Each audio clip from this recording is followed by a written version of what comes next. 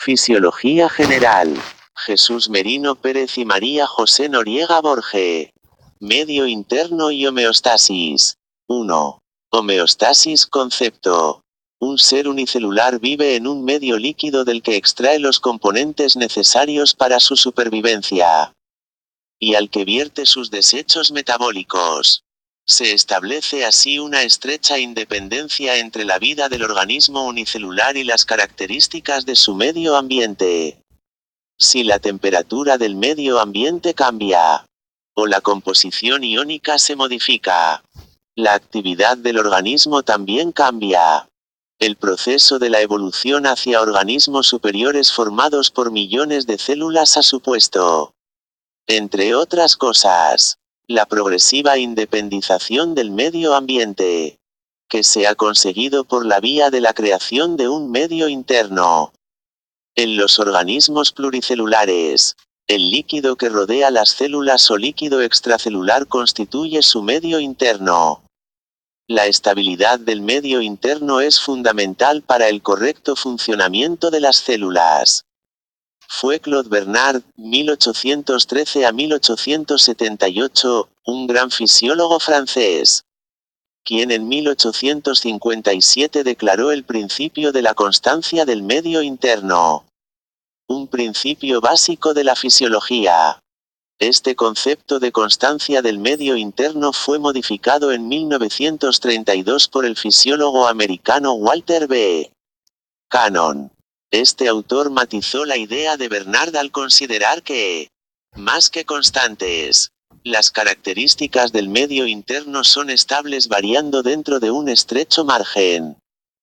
Acuñó el término homeostasis u homeostasia, palabra resultante de la combinación de dos términos griegos, homoios que significa constancia y estasis que significa posición.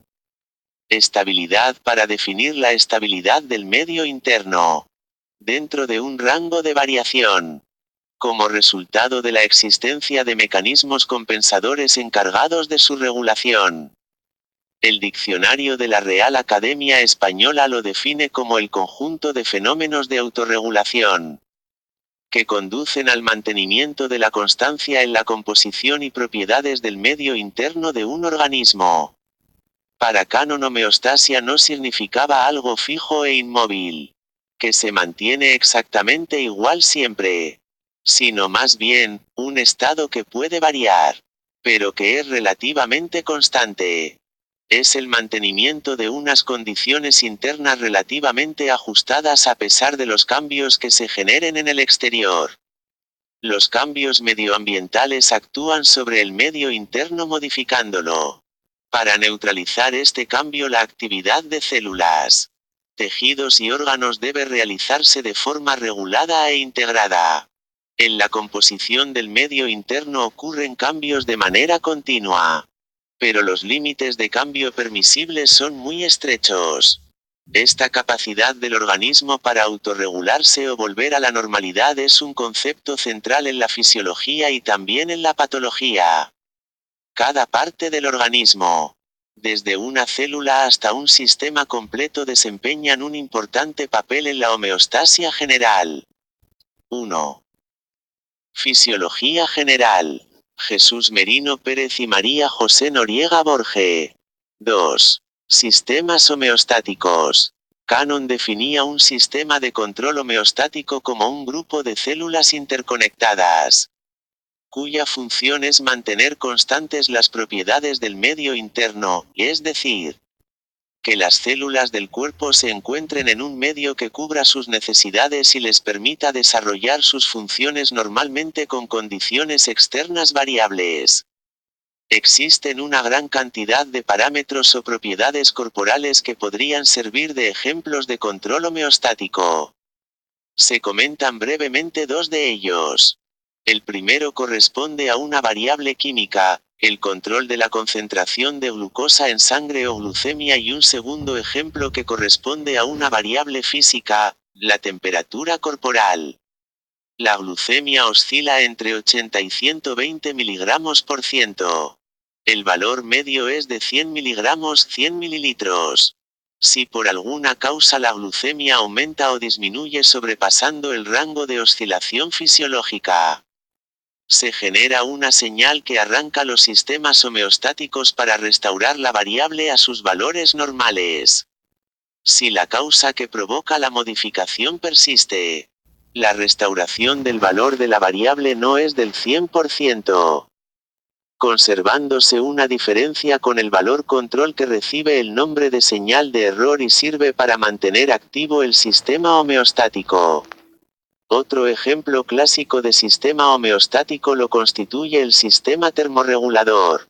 Este mantiene la temperatura corporal en 37 grados Celsius independientemente de los cambios externos. Este valor se define como punto de ajuste o de operación del sistema o valor sobre el que trabaja el sistema. Si la temperatura ambiente es de 20 grados Celsius, el cuerpo pierde calor. El sistema termorregulador da lugar a un balance compensatorio mediante la producción de calor, manteniendo así un estado estacionario o de equilibrio. Este tipo de homeostasis se denomina homeostasis reactiva, ya que el sistema reacciona ante un cambio para volver a llevar la variable a sus valores normales. Existen otros tipos de homeostasis que son respuestas anticipadas, feed-forward regulation, se denomina así a un tipo de regulación homeostática en la que nada más detectarse un estímulo que previsiblemente va a dar lugar a la alteración de una variable, comienza a ponerse en marcha la respuesta adaptativa, antes aún de que se produzca el cambio en la variable. Ejemplo, cuando la temperatura exterior disminuye, las terminaciones sensitivas de la piel detectan el CAM. 2. Fisiología general. Jesús Merino Pérez y María José Noriega Borge. Bio e informan inmediatamente al cerebro.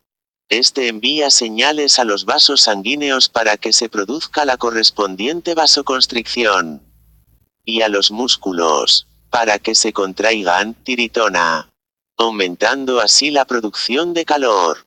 Todo esto sucede antes de que la temperatura interna del organismo haya tenido oportunidad de disminuir, y ayuda a prevenir que tal disminución ocurra.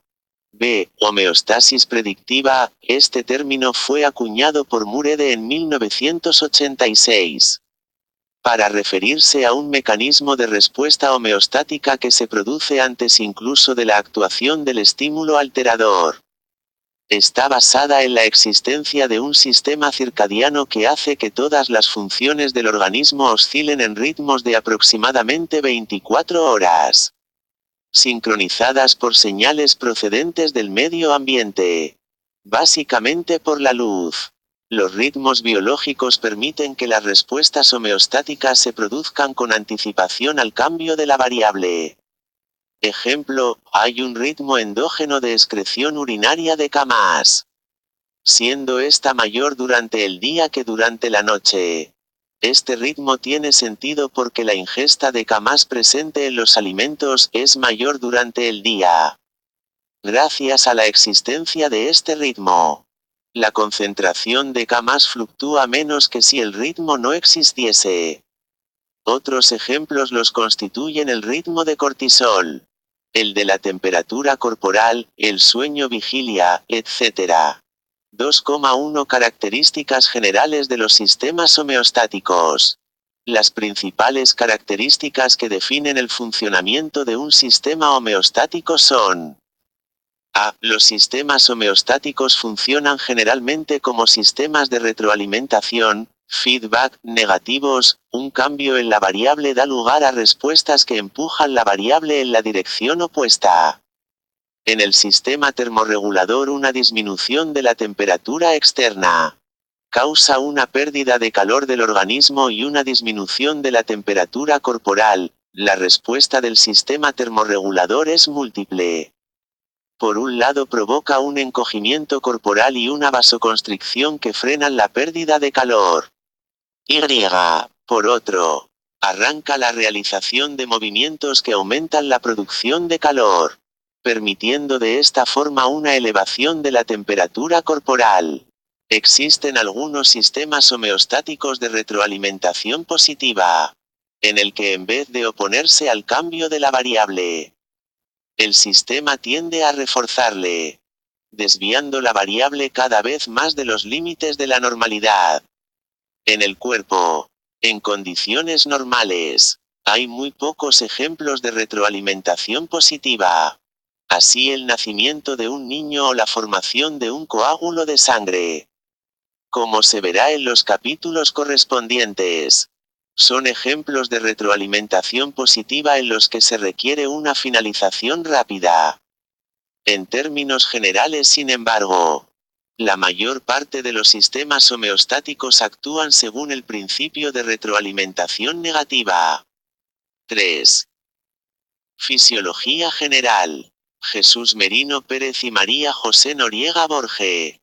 B. Los sistemas homeostáticos no mantienen fija la variable. La dejan oscilar en un rango de valores que son normales y que dependen de las condiciones del medio externo. Si la temperatura en el ejemplo anterior volviese a 37 grados Celsius, la respuesta homeostática se detendría, y la temperatura corporal volvería a descender, entrando en un amplio proceso de oscilación. En realidad, el nuevo valor que se alcanza a través de la respuesta homeostática es ligeramente inferior al punto de operación, dentro del rango de la normalidad, manteniendo el sistema operativo y con una respuesta sostenida.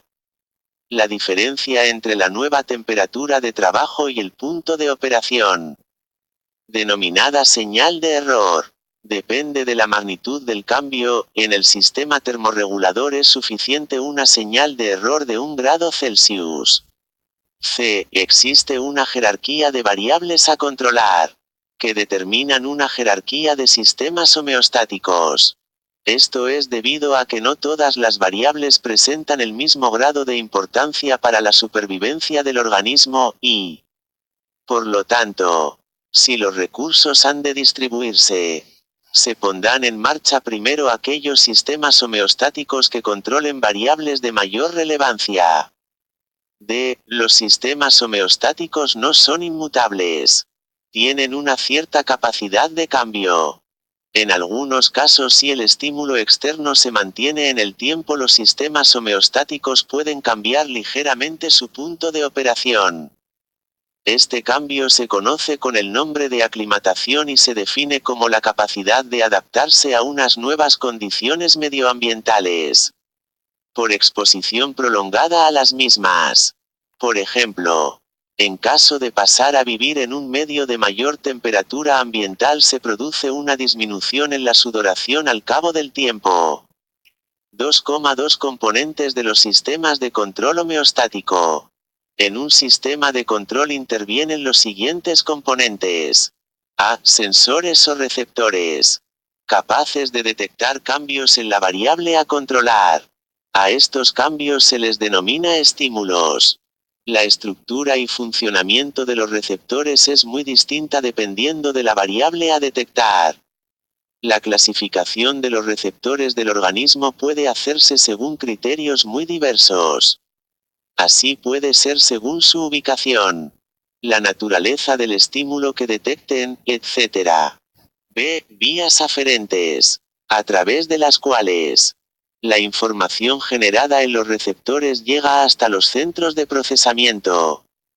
Estos canales informativos pueden ser de naturaleza eléctrica u hormonal. C. Centros de procesamiento. Son los que, tras recibir la señal procedente del receptor, elaboran la respuesta homeostática adecuada para corregir la desviación producida en su valor. Los centros de integración o procesamiento pueden localizarse en el sistema nervioso central, en el sistema nervioso autónomo, o en las glándulas endocrinas. D. Vías eferentes, a través de las cuales la respuesta elaborada por los centros de procesamiento llega a los órganos efectores. 4. Fisiología general. Jesús Merino Pérez y María José Noriega Borge. Efectores. Son las células, tejidos u órganos de los que depende la ejecución de la respuesta al estímulo. Aunque todas las células del organismo pueden actuar como efectores. Los principales responsables de ejecutar las respuestas son el tejido muscular y los epitelios glandulares.